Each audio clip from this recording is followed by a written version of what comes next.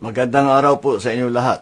Mga kababayan ko, naglabas na ang Court of Appeals ng freeze order laban sa mga bank account, ari-arian at sasakyang panghimpapawid na may kaugnayan sa mga anomalyang flood control project na iniimbestigahan ngayon ng gobyerno.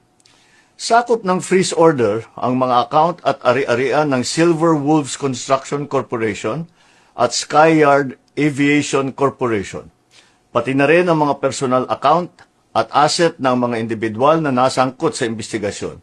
Kabilang ay si Congressman Eric Yap at Ed Vic Yap. May mahigit 16 billion na ang pumasok sa mga transaksyon ng Silver Wolves mula 2022 hanggang 2025. Nakaramihan ay may kaugnayan sa mga flood control project ng DPWH.